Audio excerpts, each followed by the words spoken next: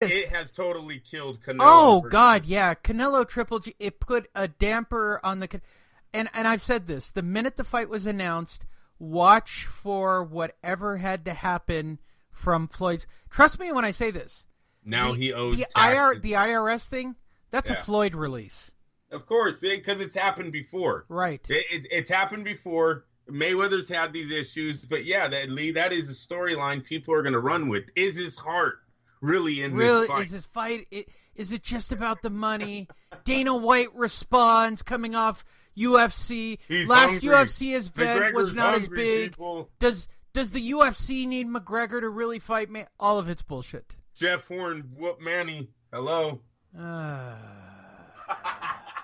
You can see it coming. Oh, when I seen he owed the IRS, I started laughing. I think I texted you immediately. He owes the IRS, Lee. It's the only reason why he's fighting. And floating around as of 14 minutes ago is a picture from the LA Times of Mayweather's $100 million check. He still has the original check, $100 million made out to him. That he hasn't paid on yet. Yeah, and he says, I've got every penny of it still. Unbelievable. And we also got to think about TMT. He actually just wrote a check out to him. It's from Mayweather Promotions LLC. Yes. It's made out to Floyd for $100 million, signed by Leonard Ellerby, and it's his purse for boxing event. It's just like a handwritten check. It's almost unbelievable. It's so... Did he write him a second one that he could cash and then one that he could put into a frame? It's hilarious. I remember that. I remember when he did that. But yeah, see what they're mad about is he's trying to tell the IRS not to fine him because all of his money's tied up. They're saying he's been in trouble with the IRS so many times they might not look past this fine. The fine's pretty big too. I'm not surprised by any of it. I mean, he's leveraging the point to, here's what you've got to do. You got to create doubt and reasons for the fight to exist, right? That's right. Yes. I still think this fight is only solely if the boxing side truly believes that his heart's not in it. Yeah. That's the only way it sells.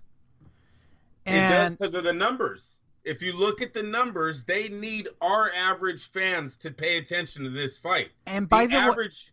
Well, here's the thing, Andrew. This bullshit IRS thing, I'm telling you that the mainstream boxing media... tomorrow morning, mainstream boxing media, right? The Steve Kims of the world, the guys we all know, right? Yeah. The Iolis, they weren't giving this thing the time of day. They weren't. Skip Bayless will be on this probably tomorrow morning. They didn't give this the time of day. The minute this thing became an IRS issue, Steve Kim, who said, and I quote, "You will see me at StubHub Center, not in Las Vegas." I guarantee that fucking asshole, and you guys can quote me on it if you're friends of Steve Kim.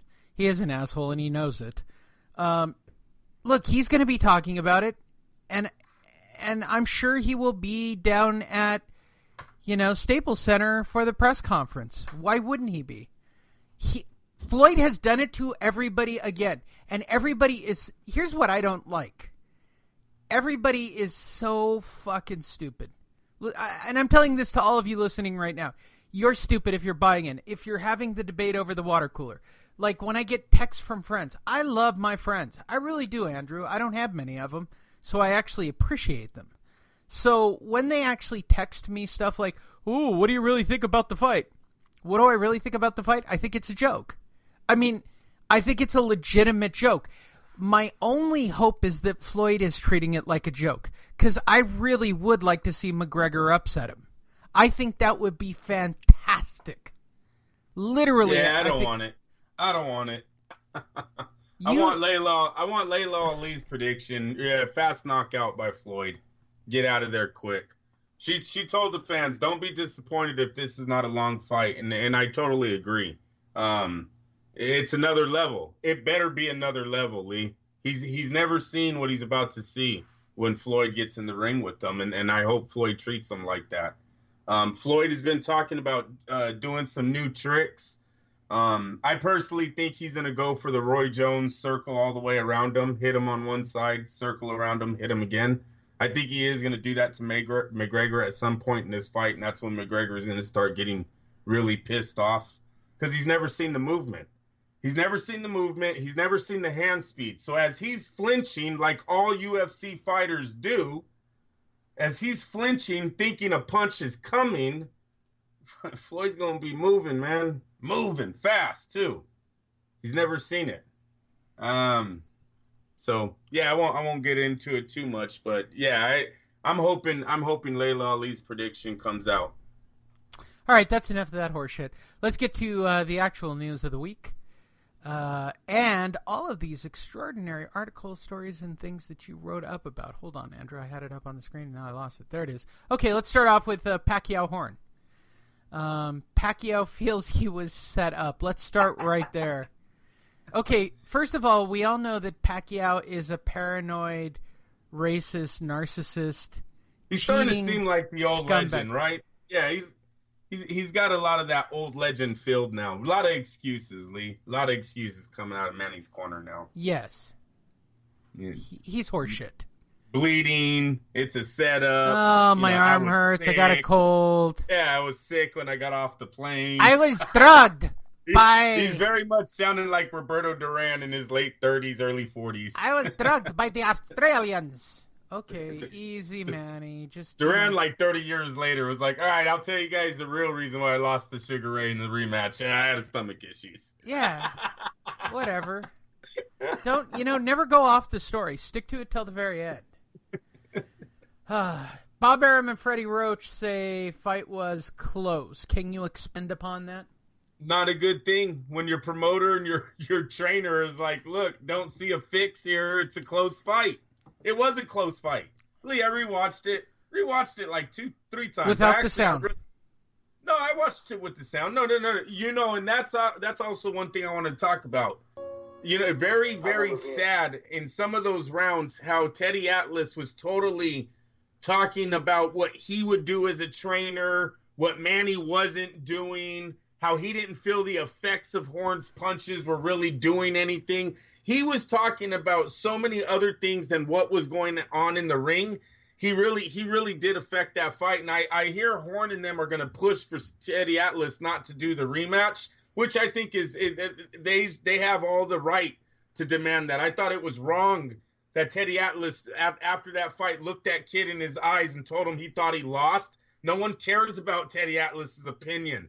He's not a fucking judge. Who cares? The ESPN should have fined him or suspended him for the way he treated Horn after that fight. That was totally disrespectful. That was a very close fight. That kid was fighting in his hometown. Teddy Atlas is not stupid. He's been around the game before. He was doing that for the fact that he thought Bob Arum was going to give Manny Pacquiao that fight. I truly believe that a lot of these media members went into this fight thinking that it was so one-sided.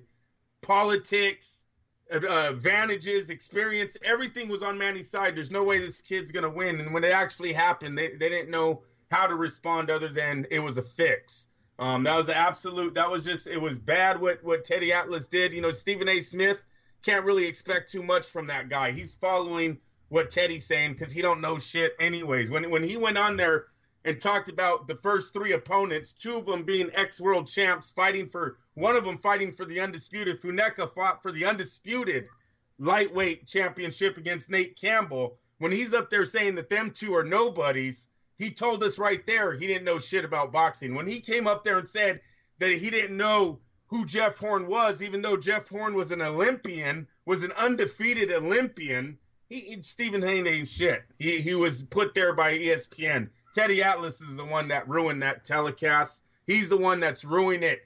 Timothy Bradley and the other man, how do you say his name? What did you call him last week? Who, Deadeye? No. The other guy with Timothy Bradley, Teddy Atlas. Testosterone. Yeah, testosterone. Joe Testosterone. Yes.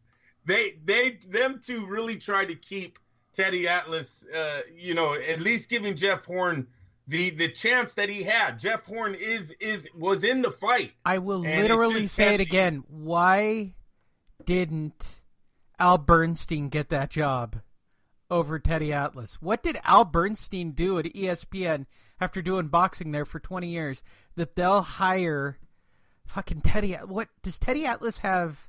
Hierarchy pictures with a goat? Like, I don't even understand how he got the job. Sometimes Teddy's on point. He is. You know what? You say that all the time. It is rare when I feel that Teddy Atlas is on point. I think Teddy Atlas always has an agenda. He's an extreme. He goes to either extreme one way or the other. You know what I mean? And maybe most of the time he's hitting on the wrong side of what's going on in the fight. But I don't know why. I don't know why he was acting the way he was to Jeff Horn. He should have called the fight what it was. It was a very close fight. Lee still not arguing the fight. The 7-5 scorecards, those two scorecards, that's an honest scorecard. You know, the person that had it 111, 117, hey, maybe they have to go back to learn how to score a fight. I don't know. I can't call it, Lee. But what I can say is also in the rematch, what I took away is I was really for some reason, Lee, and maybe it was because I was screaming too much during the live telecast. I kept talking about not being able to hear the background, not being able to hear the fans. Well, when I shut the hell up and just watched the rematch, I could hear the fans. And you can hear those fans are cheering when Jeff Horn is doing nothing. Those fans are cheering when Jeff Horn lands a forearm. Manny Pacquiao's head snaps back. Now us watching it on TV, we're going to say, oh, well, he hit him with the forearm. That wasn't even a punch. But guess what? The judge behind that forearm and on the side might not have clearly seen the forearm land. In live, it looks like a punch is landed, Manny's head snapping back, and 30-something thousand people are now screaming, point for Horn. There was a lot of this going on. This fight was back and forth. I really thought he bullied his way to that victory, and that's fine because, Lee, that's what he had to do. He really has the advantage, and no other. Actually, I think he has a better. I think right now he has a better right hand than Manny's left. I really do, because Manny hasn't knocked anyone out in 9 years, something like since 2009 or something like that. He hasn't had a knockout. Jeff Horn rocked him literally with his right hand in that night. We've seen Manny can't stop a right hand. So I think in the rematch, I'm still leading towards Jeff Horn, especially if they put it back in Australia. And I'm also thinking that he might just end Manny Pacquiao's career on the stool in the corner. Lee, I don't know if Manny can take it up another level, and you know Jeff Horn is. Jeff Horn is going to be a better fighter when he rematches Manny Pacquiao. The best thing I can give to you guys on this about how the fighter that gets a close, controversial decision then comes back at the rematch is better, we just seen it, you guys. It happened in the Andre Ward-Kovalev. Everyone's seen the Kovalev-Ward first fight, called it a robbery, said Ward should have won. Ward should have won. In the rematch, Ward tweaked a little, came back, and knocks him out. Now Vegas is truly happy. They might have gave him. No, they're not happy. Now they're not happy. They're really the other happy. way. No. They made that first fight legit. That first fight's legit now. He came right, back. But you get what the fans did in this whole sequence, right? You know how the fan sequencing was for. I mean, we're jumping ahead, but on Ward Kovalev in the first fight, everybody was still behind Kovalev. Exactly. Yes. Then in the second fight, right? But with Ward, they were all disappointed that Ward beat Kovalev.